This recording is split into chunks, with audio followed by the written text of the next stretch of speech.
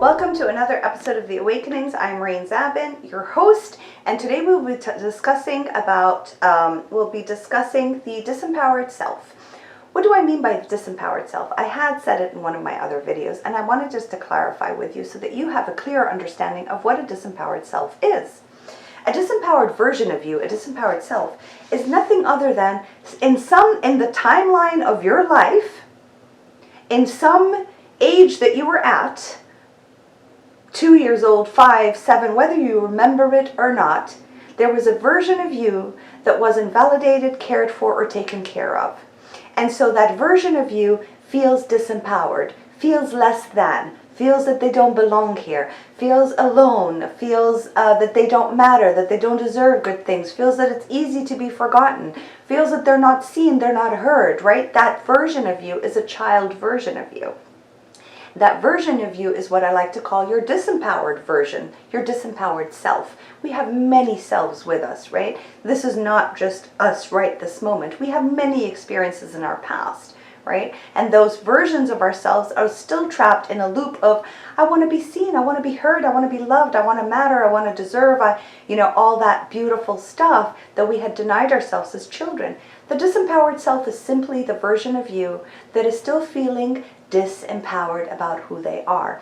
And that version of us shows up when anything in our today world triggers us to awaken that version of us that's feeling disempowered. For example, if I'm sitting with a bunch of friends and in my head, my belief is, well, if I don't share my insight, nobody's going to take me seriously. Right? So I have to I have to have an input, I have to speak, I have to have an input, I have to speak. And that's the mantra I have. That could be, and most probably is, my 5-year-old self who wanted to have an opinion, who wanted to belong, but then she was too shy to actually express herself. And then when she did, she was denied, or she was made fun of, or nobody really took her seriously, or it was ignored.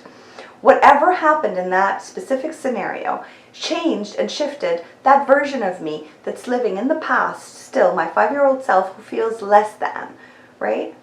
All I have to do is be aware that there's a version of me that hasn't been validated, that I also abandoned her when she felt that way. I didn't comfort her. No one was there to comfort her. Today, I'm a grown-up, I'm old enough, I'm wise enough to discover that that was just a little child version of me that's in pain.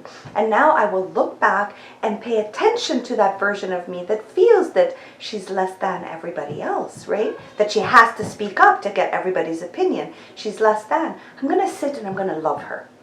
I'm going to take care of her. I'm not going to fix her. I'm not going to tell her, well, by the way, you can't feel this way anymore. You're ruining my life. You can't do any of that anymore. What you can simply do is just recognize and come to terms with, oh, that's just a version of me somewhere in my timeline. It feels to me like she's 5 and it's a 5-year-old having this feeling.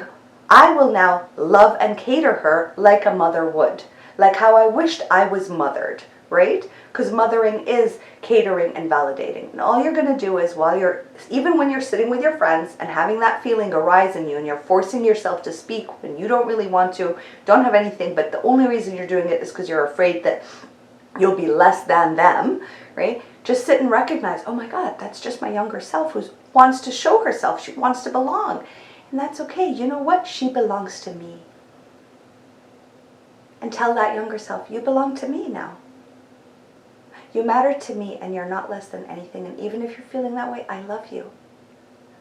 I love you. I love you anyway, so feel that way as much as you like.